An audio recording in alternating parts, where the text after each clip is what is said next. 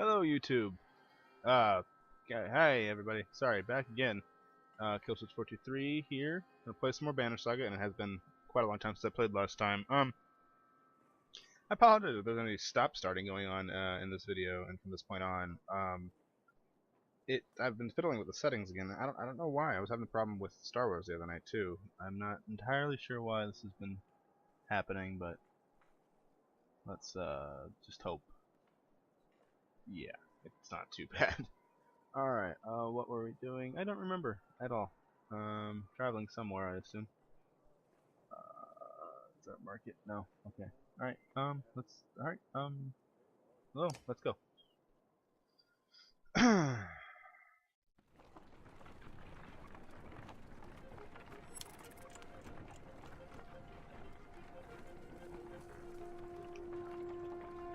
And only 2 days of supplies left. Actually, hold on, I'm gonna, let's see if I can lower the audio there a little bit. It's a little bit loud.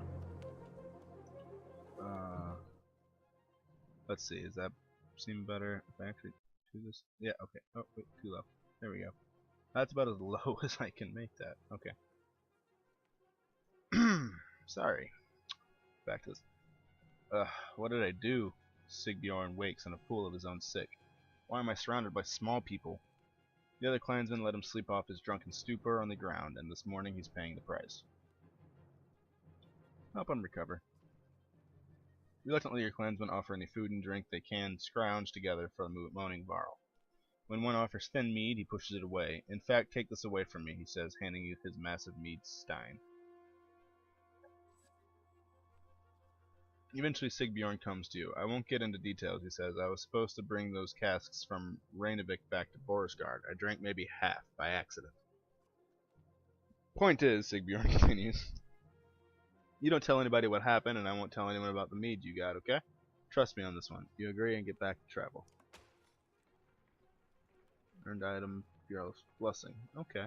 I'd rather that have translated to actual supplies, because now we're back to none again.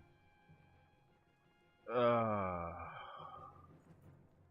well-tended farm with plenty of livestock draws the caravan's attention. Upon your arrival, the farmer and his workers stand defensively within plain sight, crude weapons at the ready. Their crossed arms make their thoughts clear without a word.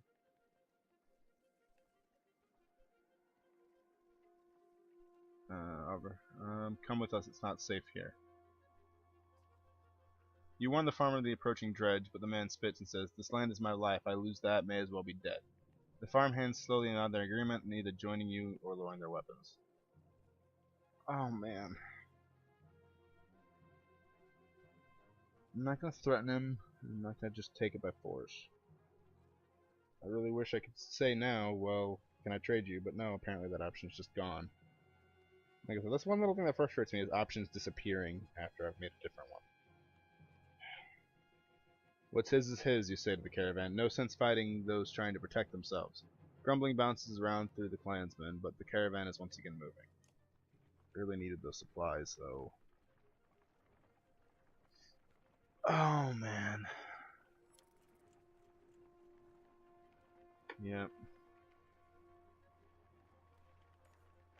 Up ahead, a scout shouts. Some giant hall, but it's empty. Excuse me. You approach the structure, but recognize none of the markings. The walls seem unsteady at best. Finally, sleeping beneath a roof, you overhear. Several families begin unpacking. Yeah, so I'm certain it's safe. Several volunteers search the building with weapons drawn. Just as they are announcing an all clear, a Varl leans against the support, which gives way, and a third of the structure crumbles. Luckily, no one is injured, but you leave the crumbling building behind. Yep, see, that's why you don't just stay in buildings you find. Because that stuff happens. The sprawl of Boersgard comes into view.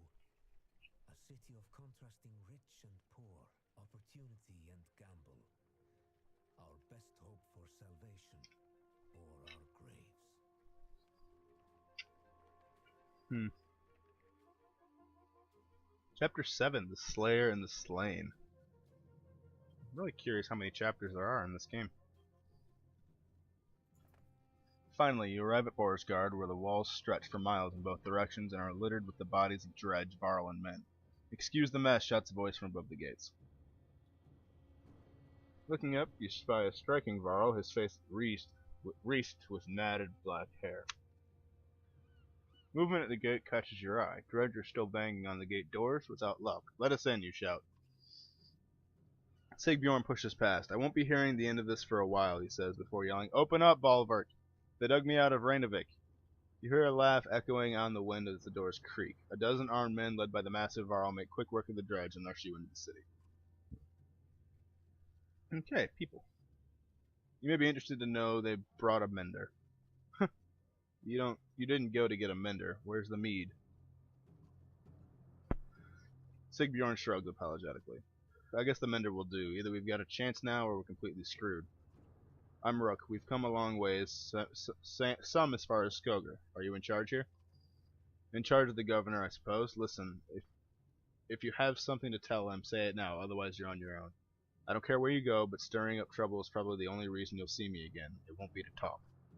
Mender, come along. We're going to see the governor. Balvert and Sigbjorn leave with Eyvind, who goes willingly, signaling that he's fine. Fan, this is just like Frostfeller all over again. This is nothing like Frostfeller. The one in bearskin is probably leading the Ravens. Ravens? Is that good or bad? Depends on who they're working for. Hopefully it really is the governor and not someone trying to strong-arm their way into his seat. I guess we wait for Eyvind to tell us if he comes back. I'm not worried about Eyvind. I'm worried about the army of refugees we brought who don't belong here. You're probably right. Nobody ever uttered a nice thing about Borisgard. So what now? We ought to go to the docks and see what our options are, in case we need to leave quickly. Quickly? Quickly. Quickly! Quickly. Did you notice the city guards when we came in? What guards? I have a feeling the Ravens are all they've got left. Something serious went down. And when Bellower gets here, he's going to walk right through this place without even breaking his stride. Let's keep that to ourselves for now. So, the docks. Yes, the docks. Right after the market. Because supplies. Gimme all of them. Don't even care about all this, I just need supplies. That all I can do. Map. Heroes. Yeah, to the docks. When you get to the docks, your heart sinks. Not a longship to be seen, aside from wrecks. Bodies float in the water. Buildings are trashed and boarded up. What happened here, murmurs Alette. They're all gone, says Eyvind, approaching alone. I see you had the same thought as me. Eyvind, you're okay. Sorry, adjusting my headset. I'm fine. It wasn't a lie. The governor is here. He's in hiding. Why?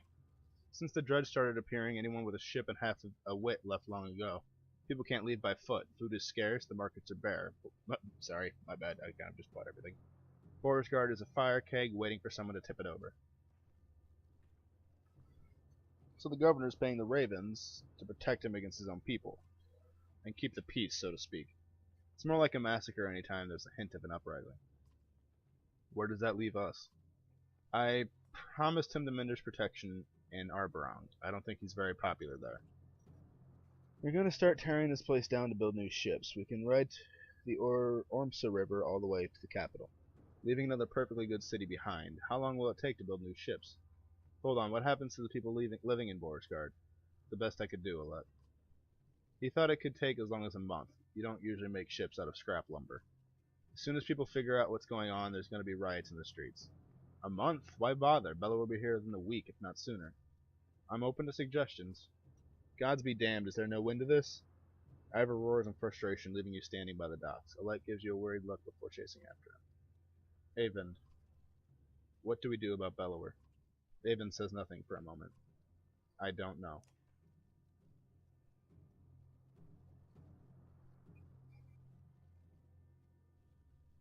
Okay, let's go talk to Ivor. You find Ivor standing on the city walls overlooking the fields outside. Dredge are keeping their distance but continue to gather. I'm okay, Rook.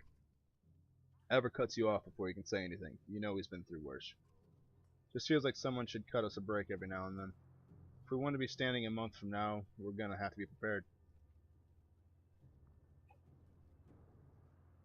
What did you have in mind? First off, our clansmen need a place to stay. They'll get torn to pieces out in the streets. Now keep an eye on the dredge up here. If they break through the walls, we're done for, so we'll have to keep them back. Could always use a hand with that. We need to know who's controlling what and make sure we get our cut. Food's going to become scarce. And when they start building those ships, we're going to have to keep people away. What a damn mess. I'll do what I can. Really. Feeling of hopelessness here is pretty strong in this whole story so far, actually. Ivor explains, I'm leading attacks with Avon every time the dredge get too close to the gates. Listen, we're gonna lose fighters in Varl every day like this. I don't need to tell you what happens if nobody is manning this wall. We could always use help. You consider what you want to do now, knowing that any of these tasks will likely take a full day.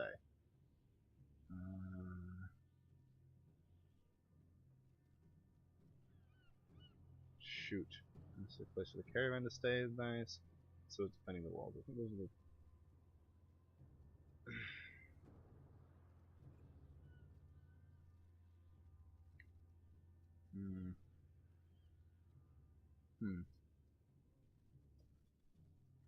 They seem to have the walls pretty well taken care of. I'll find a safe place. The entire caravan is spread out in the streets where they're attracting attention. We could look for a public house, suggests Alette, like Frostfeller.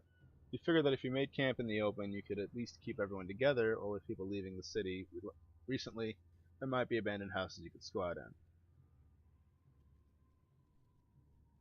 Let's look for some abandoned houses. With all the people that fled from Borisgard when the dredge arrived, you figure there must be abandoned houses around. Sure enough, a few turn up, which will keep people out of the weather. They express concerns over safety. A house full of women and children is sure to draw some attention. Leave some fighters to guard the houses. You take volunteers to watch over the houses, mostly the older or wounded fighters who wouldn't be much help against the dredge anyway. Hopefully they won't be missed on the walls, but you feel better knowing that your clansmen will be that much safer.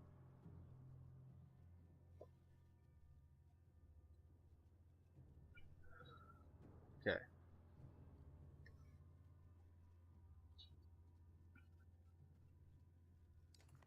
Ivor points out the dredge along the wall. There's a lot more of them, and they're getting braver, he says. We lost a fair number of our fighters since yesterday. We could use your help. There's nobody left to defend the walls.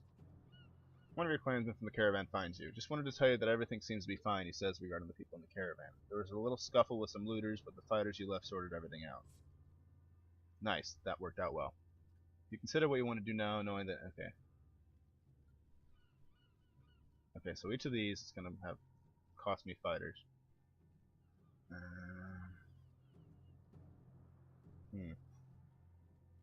We're going to need supplies. I checked around, Oddleaf tells you, and nobody has food or they won't part with it for a fair price. And our medicine has been gone for days. They're either gouging the prices or it's just plain gone.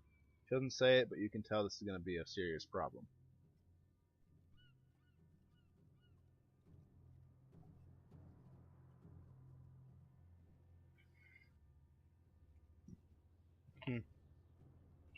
Let's ask the ravens. You find the massive loot of the ravens along the docks, where they're doing their best to keep a growing number of people in check while the boats are being constructed. You question them about food supplies. Should have brought your own, he says. I can't go giving it out to every person in Borisgard. I'd kill every last bastard in the city for some good mead, though. This place has been dry for weeks.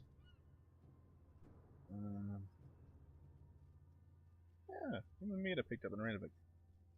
Let me get this straight, says Bubba. You happen to come through Randavik with Sigjorn in tow and plenty of mead to go around. Is that right? You hesitated a little too long. I'll murder that motherless yak, growls Baldric. As it turns to leave, he grumbles, bring the barrels and we'll make a trade. Sorry I had to sell that dude out like that, but... Needed the supplies. Caravan protests when you tell them the deal you made, but when you return with more supplies than you expected, the complaints vanish. Plus 70, wow. Okay. I'm out of fighters. This is bad, says Avon as Ivor points across the battlefield. Aside from the fact that we're up to our necks in dredge, a stone singer showed up. We've been losing warriors left and right. If we don't deal with it, this wall will come down by the end of the day. Dad, there's a riot at the docks. Alette runs up to you, out of breath. They're trying to smash up the boats. When you calm her down, she says the ravens are there, but she's worried that things could get out of hand. I've got to defend the walls. That stone singer is going to wreak havoc on us if we don't take care of it, Ivor tells you. This will be a rough fight, but we've got to take it down. You ready? Prepare yourself. Whew.